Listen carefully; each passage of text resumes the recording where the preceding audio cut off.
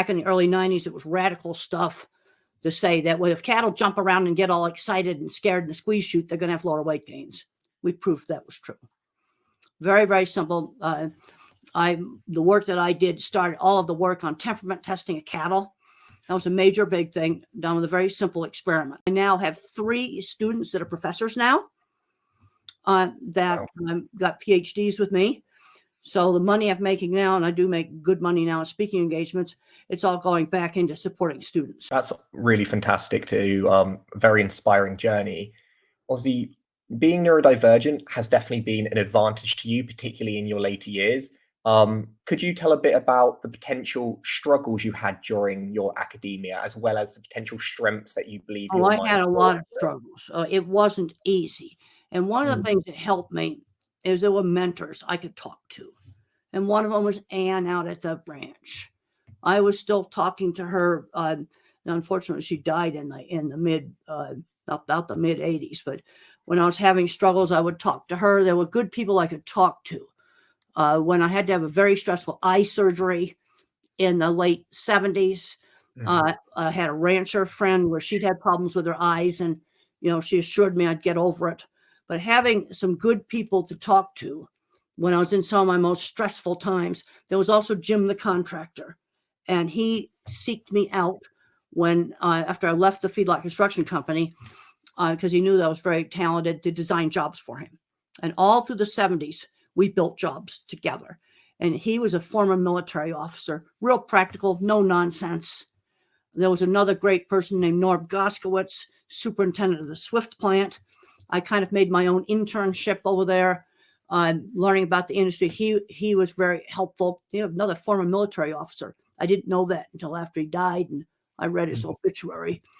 But finding good people that you can talk to when you really get down.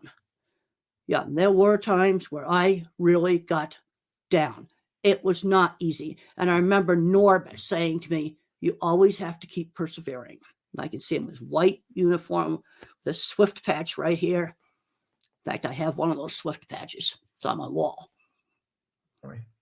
And on the flip side, seeking out these good people and that can help you when you're down. So having a good network, indispensable. And on the flip side, were there any pivotal moments where you're like, I know I think different, but actually I wouldn't be where I am today, or I wouldn't have the idea had I have not had this unique outlook? I did not know that other people thought verbally. I thought everybody thought in pictures. I didn't have any idea that other people thought in words until my late 30s. And when I finally figured that out, it was just kind of an absolute revelation.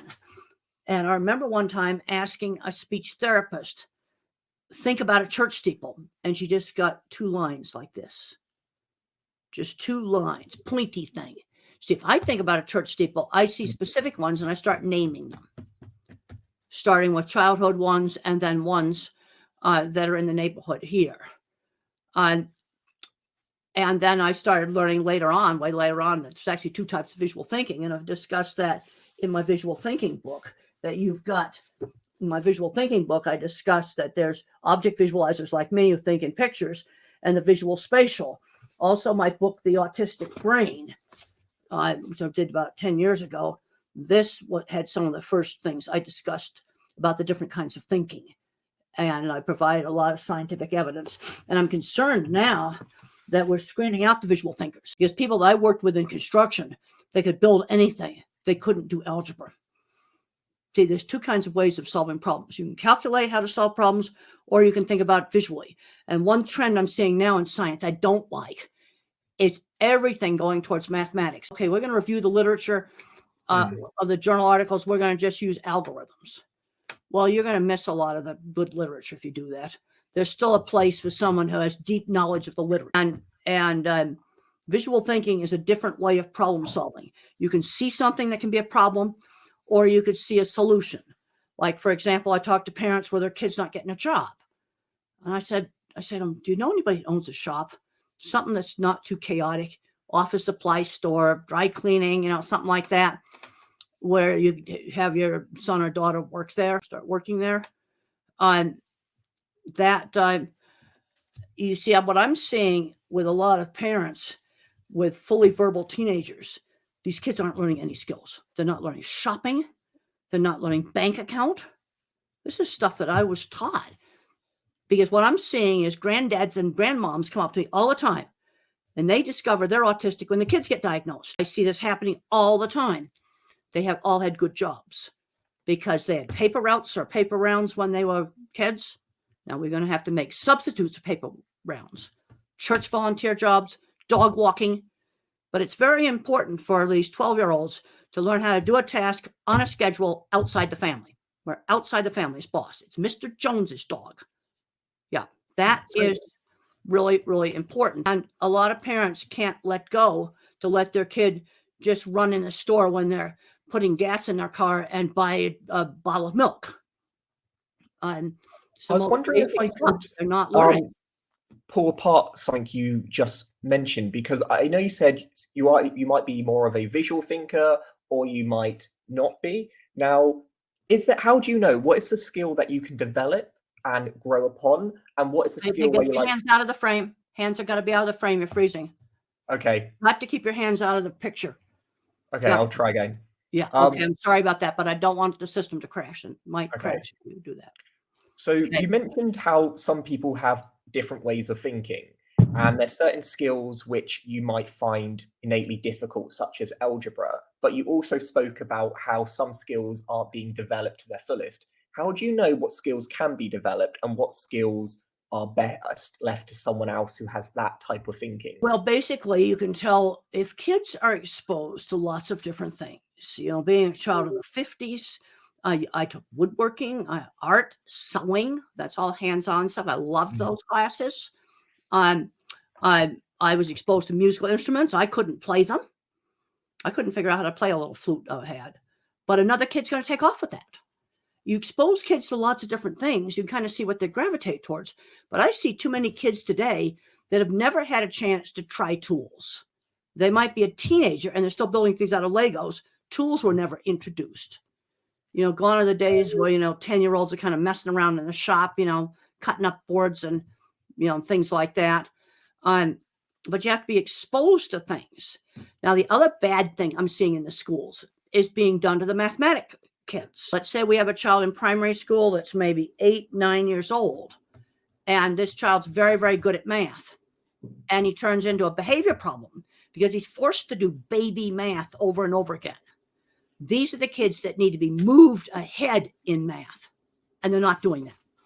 And I've talked to, just in the last couple of months, I've talked to, one of them was in the UK and the other two were in the US, where the kids were labeled oppositional defiant, pathological demand disorder, BS, or something like that. And all it should have been done is to give that kid harder math to do. And the harder math lessons, they're free online. Or you get that old algebra book out of the attic, which I don't understand. And that little 9-year-old's going to just love that book and go ahead. And that kid needs to be moved ahead in math. I'm not suggesting putting him in high school, but maybe that 8 or 9-year-old needs a high school math book, an old-fashioned high school math book. And so I'm seeing math kids getting held back too. Now, my mother did everything she could to promote my interest in art. She was just drawing the same horse head over and over again. She said, well, let's draw the stable, let's draw the saddle. You take that interest and broaden it. So if a child likes cars, then let's read about them. I'm seeing too many visual thinkers like me getting addicted to video games. I can tell you what's been very successful getting off of video games: repairing and fixing cars. There's been 5 or 6 young adults in the US where that's worked. And I asked them, how come you gave up the video games? And they said motors were more interesting than video games. You say art and mechanics go together. Art and mechanics go together, and math and music go together, because math and music are both patterns. But if you don't expose little kids to lots of different things, you're not going to find out what they gravitate towards. And then you want to take the thing they gravitate towards and you want to expand it. Okay, so if a child likes a certain type of classic car in the US,